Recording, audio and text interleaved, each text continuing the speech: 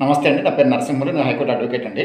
వెలగాని Narasimhulu, AP high court advocate అండి. ఈరోజు నేను మీకు తెలియజేయబోయే చిన్న విషయం ఏంటంటే, రీసెంట్గా కర్ణాటక హైకోర్టులో ఒక జడ్జిమెంట్ వచ్చింది. ఆ జడ్జిమెంట్ ఏంటంటే, ఒక వ్యక్తి బీయింగ్ ఏ పబ్లిక్ సర్వెంట్, అతను ఒక కంప్యూటర్ అసిస్టెంట్, అతను ఒక దగ్గర నుంచి ఇంకో దగ్గరికి ట్రాన్స్ఫర్ చేయడం వల్ల ఇబ్బంది కలగడం వల్ల అతను నేషనల్ కమిషన్కి ఒక కంప్లైంట్ రైజ్ చేసి దాన్ని ఎస్సీ ఎస్టీ కేసుగా ట్రీట్ చేయమని చెప్పి రిక్వెస్ట్ మేడ్ చేశాడు.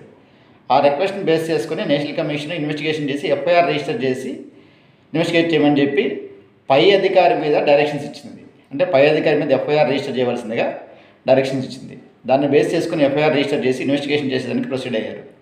అంటే ఏంటంటే ఎంప్లాయ్మెంట్ సంబంధించిన ఇష్యూస్లో పర్టికులర్గా రెమెడీ ఏంటంటే సర్వీస్ లా ఉంటుంది. సర్వీస్ లా కాకుండా ఈ మరి క్రిమినల్ కేసు పెట్టి ట్రాన్స్ఫర్ చేసినప్పుడు అది నేరంగా ట్రీట్ చేయడం అనేది చెల్లదు అనే ఉద్దేశంతో హైకోర్టు ఇంటర్ఫియర్ అయ్యి క్వాష్ పిటిషన్ అలో చేసి ఆ కేసుని కొట్టివేయడం జరిగినది. అంటే ఏంటంటే ఒక ఆల్టర్నేటివ్ రెమెడీ ఉన్నదనుకోండి, అలా ఆల్టర్నేటివ్ రెమెడీ ఉన్నప్పుడు అది క్రిమినల్ కేసు కిందకి రాదు, ఎస్సీ ఎస్టీ కేసు కిందకి రాదు.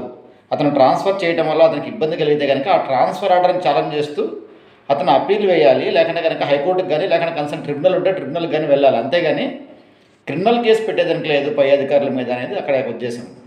ఎందుకంటే ఆల్టర్నేటివ్ రెమెడీ ఉంటే దాన్ని అవైల్ చేసుకోవాలి, కానీ అది నేరం కిందకి రాదు అని ఎక్స్ప్లెయిన్ చేసింది అది.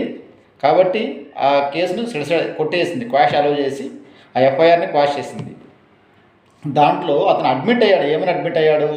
ట్రాన్స్ఫర్ ఆర్డర్ యాక్సెప్ట్ చేసి ఒక 6 months 1 year జాబ్ కంటిన్యూ అయ్యి దాని తర్వాత ఛాలెంజ్ చేశాడు. దాన్ని కంప్లైంట్ రైజ్ చేసి ఎఫ్ఐఆర్ రిజిస్టర్ చేయవలసిందిగా ప్రవర్తిస్తున్నారని చెప్పి చేయటం వల్ల ఆ డైరెక్షన్ బేస్ చేసుకుని ఎఫ్ఐఆర్ రిజిస్టర్ కావటము, ఇన్వెస్టిగేట్ చేయటము తన పై అధికారుల మీద.